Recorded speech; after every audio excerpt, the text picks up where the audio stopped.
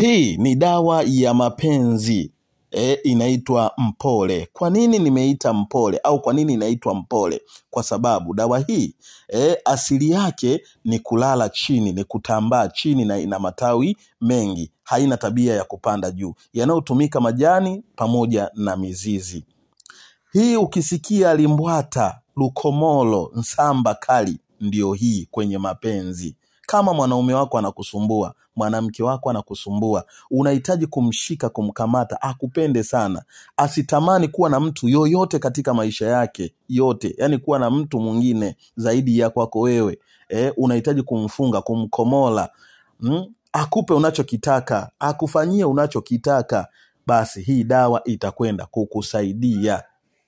Lakini pia hata kama mwanaume wako ameondoka au mwanamke wako ameondoka, unahitaji kumvuta na kumrudisha arudi tena katika maisha yako. Yanayotumika hapo ni majani. Utachukua hayo majani pamoja na chumvi ya mawe. Vitu viwili tu, hii dawa ya Mpole pamoja na chumvi ya mawe.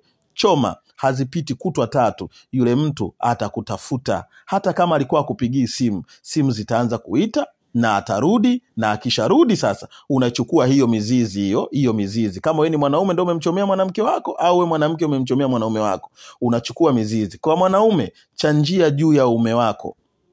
Chanjia juu ya uume wako. Lakini pia na wewe mwanamke, chanjia kwenye uke wako, juu ya uke. Ukisha chanjia chale 2, basi hata kama alikuwa hataki kufanya tendo la ndoa, mbembeleze. Akikubali tu kufanya tendo la ndoa, basi ameisha.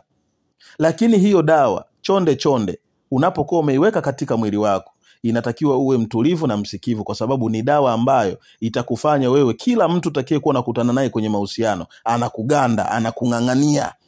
Kwa hiyo inahitajika utulivu, uwe mtulivu. Lakini ukiwa ni mtu wa mambo mengi, wewe mwanaume ukiwa playboy, unagusa huku, utawapanga hivi msululu. Lakini pia hata wewe mama, utawapanga hivyo, wanaume watakulilia na watakugombania. Kwa hiyo ukisha itumia hiyo dawa, kama unaitumia kwa mwanaume wako sawa, lakini kama unataka kuitumia katika mambo mengi pia vile vile, ni dawa nzuri, ni dawa kiboko.